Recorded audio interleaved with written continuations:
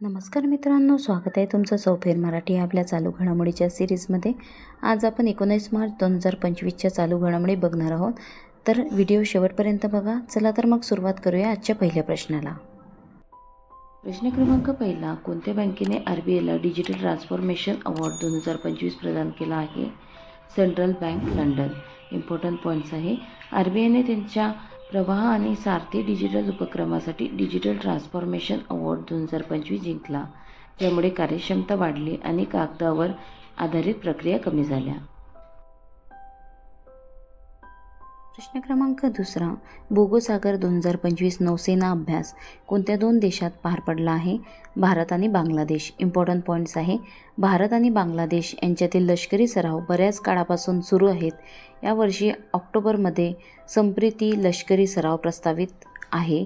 हा सराव भारतात वर्षातून एकदा आणि बांगलादेशात एकदा आयोजित केला जातो।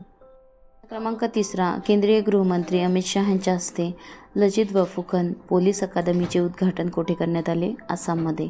इम्पॉर्टंट पॉईंट्स आहे, केंद्रीय गृहमंत्री अमित शाह यांनी आसाममधील लचित बफुकन पोलीस अकादमी LBPAच्या पहिल्या टप्प्याचे उद्घाटन केले, जे राज्यासाठी एक महत्त्वाचा टप्पा आहे। या कार्यक्रमाला मुख्यमंत्री डॉक्टर हेमंत बिस्वा शर्मा, केंद्रीय मंत्री सर्वानंद सोनोवाल आणि इतर प्रमुख मान्यवर उपस्थित होते।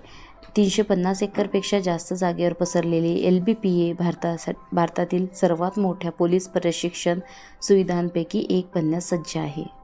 प्रश्न क्रमांक चौथा, महिला उद्योजकांना सक्षम करण्यासाठी समर्पित असलेली आघाडीची मायक्रोफायनान्स संस्था मुथूट मायक्रोफिनने कोणत्या अवॉर्ड्समध्ये 2 प्रतिष्ठित सुवर्ण पुरस्कार मिळवले आहे? स्कॉच अवॉर्ड्समध्ये। इम्पॉर्टंट पॉईंट्स आहे, महिला उद्योजकांना सक्षम करण्यासाठी समर्पित असलेली आघाडीची मायक्रो फायनान्स संस्था मुथूट मायक्रोफिनने स्कॉच अवॉर्ड्स 2025मध्ये 2 प्रतिष्ठित सुवर्ण पुरस्कार मिळवून एक महत्त्वाचा टप्पा गाठला आहे।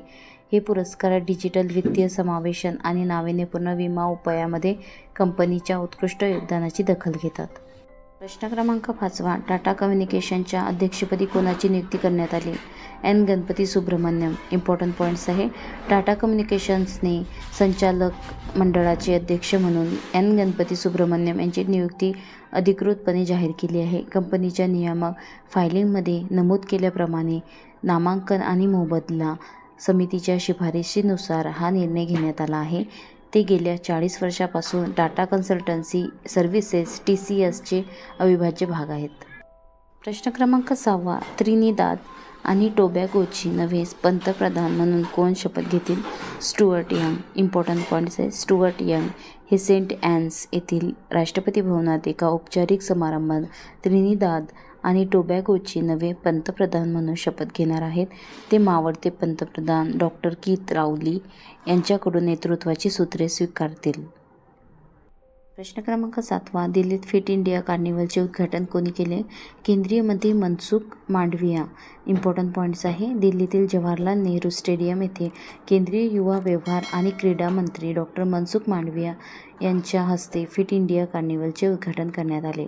या कार्यक्रमाचे उद्दिष्ट नागरिकांमध्ये शारीरिक तंदुरुस्ती, मानसिक आरोग्य आणि निरोगी जीवनशैलीच्या निवडींना प्रोत्साहन देणे आहे। प्रश्न क्रमांक 8, भारताच्या एरोनॉटिकल डेव्हलपमेंट एजन्सी ADAने हलक्या लढाऊ विमान LCA तेजस AF-MK1 प्रोटोटाईपवरून स्वदेशी बनावटीच्या कोणत्या क्षेपणास्त्राची यशस्वीरित्या चाचणी केली? Astra beyond visual range air to air क्षेपणास्त्र बौराम। इम्पॉर्टंट पॉईंट्स आहे, भारताच्या एरोनॉटिकल डेव्हलपमेंट एजन्सी ADAने ओडिशातील चांदीपूर किनाऱ्यावरून हलक्या लढाऊ विमान LCA तेजस AF-MK1 प्रोटोटाईपवरून स्वदेशी बनावटीच्या Astra beyond visual range air to air क्षेपणास्त्र बौरामची यशस्वीरित्या चाचणी केली आहे। या चाचणीने क्षेपणास्त्राची अचूकता आणि प्रगत क्षमता प्रदर्शित केली, ज्यामुळे भारताच्या स्वदेशी संरक्षण प्रणाली मजबूत करण्याच्या दिशेने एक मोठे पाऊल पडले। प्रश्न क्रमांक 9, 15व्या हॉकी इंडियाच्या वरिष्ठ महिला राष्ट्रीय विजेतेपदाचा किताब कोणी पटकावला? झारखंडने। इम्पॉर्टंट पॉईंट्स आहे, हॉकी झारखंडने अंतिम सामन्यात हॉकी हरियाणाला पराभूत करून 15व्या हॉकी इंडिया सिनियर महिला राष्ट्रीय अजिंक्यपद 2025चे विजेतेपद पटकावले। अंतिम सामना 12 मार्च 2025 रोजी हरियाणातील पंचकुला येथील ताऊ देवी लाल कॉम्प्लेक्समध्ये खेळण्यात आला। 2015मध्ये भारतीय रेल्वेकडून पराभव पत्करावा लागल्याने झारखंडचा हा दुसरा अंतिम सामना होता. हॉकी मिझोरामने हॉकी महाराष्ट्राला हरवून तिसरे स्थान पटकावले आणि हॉकी महाराष्ट्र चौथ्या स्थानावर राहिला. आजचा शेवटचा प्रश्न क्रमांक 10. राष्ट्रीय लसीकरण दिन कधी साजरा करतो? 16 मार्च रोजी. इम्पॉर्टंट पॉईंट्स आहे. दरवर्षी 16 मार्च रोजी भारत राष्ट्रीय लसीकरण दिन साजरा करतो, जो सार्वजनिक आरोग्यात लसीच्या महत्त्वावर प्रकाश टाकतो. हा दिवस 1995मध्ये पल्स पोलिओ लसीकरण कार्यक्रमाच्या सुरुवातीचे स्मरण करतो, जो देशात पोलिओ निर्मूलनाकडे नेणारा एक महत्त्वाचा कार्यक्रम होता. चला तर भेटूया पुढच्या व्हिडिओमध्ये. व्हिडिओ आवडला असेल सबस्क्राईब करा, लाईक करा, शेअर करा. थँक्यू, धन्यवाद.